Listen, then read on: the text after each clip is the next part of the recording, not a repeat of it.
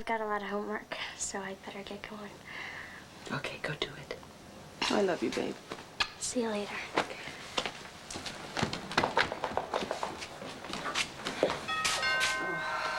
I'll get it.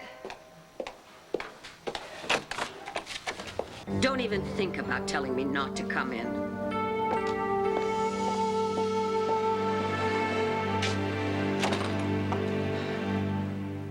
Here we are, my friend.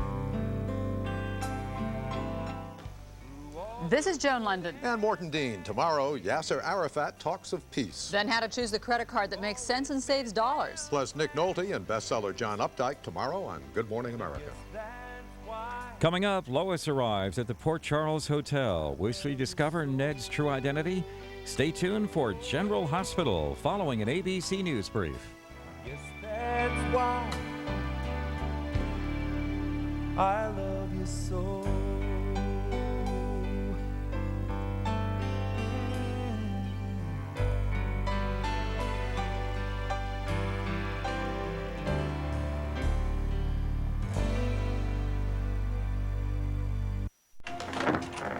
Don't even think about telling me not to come in.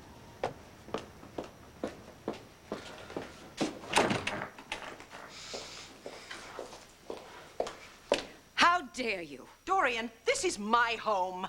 Don't you come barging in here without so much as a... Don't pull that Wounded Dignity Act. Not after what you've done to me. Which is what? You framed me to make it look like I murdered Victor. You did murder my father. You know that. No, I didn't. Oh, my God, Victoria, even for you, this is so sick and twisted. How could you be so cruel? Cruel? All I have done is uncover the truth. All you've done is stir up a lot of old lies about me. Well, you're not going to get away with it. Do you hear me? Do you hear me?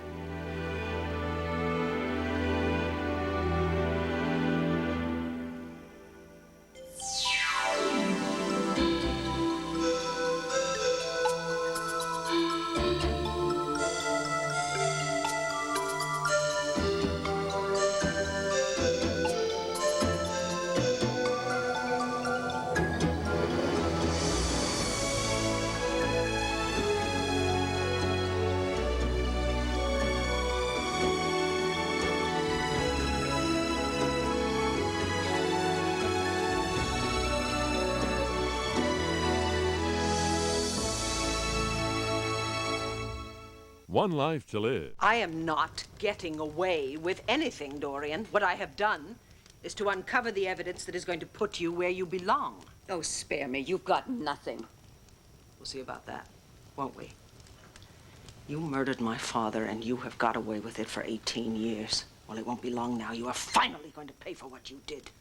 Oh, look at you, dispensing truth and justice. When really, you're just a vengeful, jealous little child. Living in a fantasy. Oh, Daddy loved me so much. Oh, Daddy never would have died if he hadn't married the wicked old stepmother. I don't deal in fantasy, Dorian.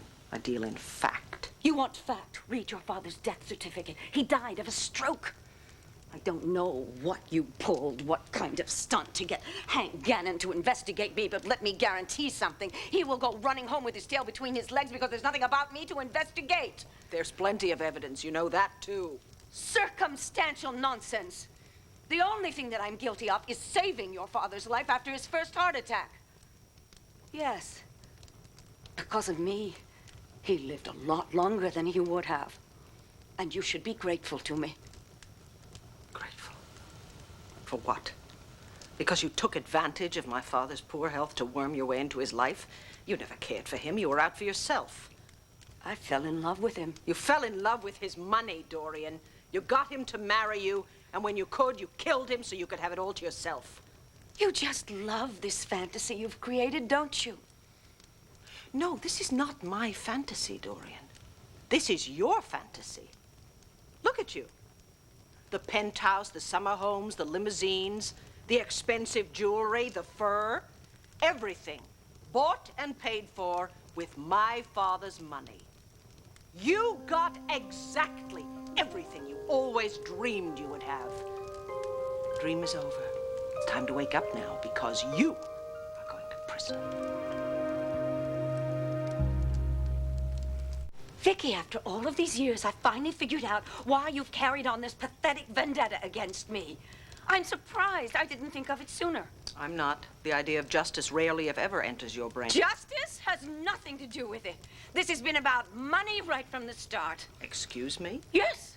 Oh, I thought you were above petty mercenary greed. But Viki, you're obviously furious that your father left some of his fortune to me instead of leaving it all to you.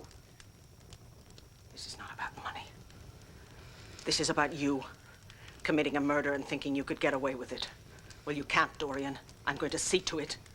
Because the man you murdered meant the world to me. He was my father. Your father was a disgusting, horrible, miserable excuse for a human being. And he deserved a far more painful death than the one he got.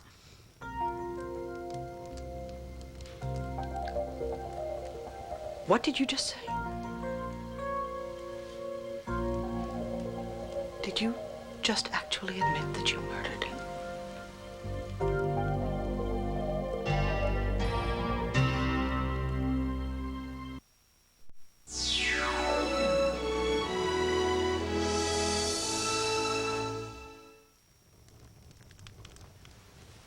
Answer the question, Dorian. Did you just admit that you killed my father?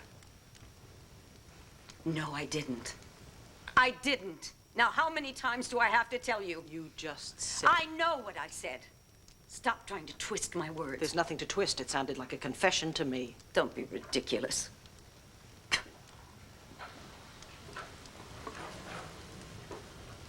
Your father did a lot of terrible things. And he deserved to suffer for them, but the fact of the matter is he died a natural death. Is that what Nurse Crawford thinks? Sloan. Well, Dorian, is that what Ethel Crawford thinks? I don't know what Ethel Crawford thinks, or even if she thinks. And frankly, I don't care. I doubt that. Doubt away. Better yet, why don't you just whip up another book of lies about me? Viki, think about it. If it were not for this man droning away about ancient rumors about me, you would not be trying to get Hank Gannon involved. No, Dorian, you're wrong about that. Sloan, in fact, was the one who begged me not to pursue this. You want to know what really set me off? The fact that you did not sue Sloan for libel when his book was published because you knew what he had written was true. I have already told you I've got better things to do with my time. It's like cooking up that phony sexual harassment charge against me, which only caused your daughter to lose her child. You gave yourself away, Dorian. An innocent person wouldn't have used such devious means to get back at me. I guess my book hit too close to home. And when we started to investigate all this, you panicked. You went to Charlottesville, and you tried to kill Ethel Crawford so she couldn't expose you. You gave her an overdose of insulin, didn't you? And according to you, I'm responsible for the snowstorm we had last week. Mm-hmm. You have absolutely no proof. Wrong again. There was a time when we didn't have proof. But we do now. I think it's time for you to leave. I'm not going to go anywhere until you explain that last remark. What kind of proof have you got? I had such an interesting telephone call earlier today from the Charlottesville hospital. Seems Ethel Crawford is coming out of her coma. And seeing as how you tried to kill her, I have a feeling she's going to be a very changed woman. More than willing to tell us whatever we want to know about what you did to my father before he died. So that's it. You're right. It's time for me to go.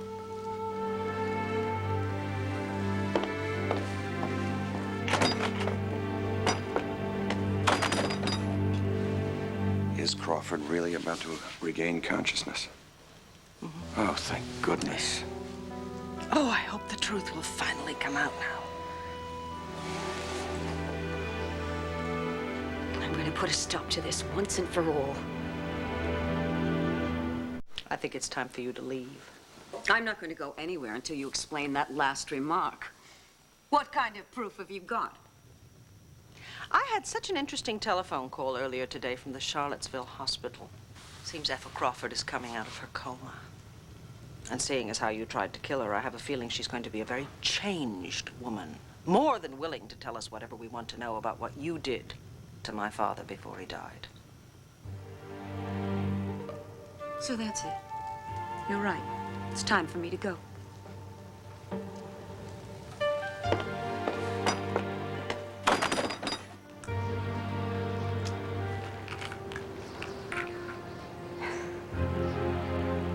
Hello, this is Dorian. No, don't talk, just listen. I've got to see you. No, now. I'm in deep trouble.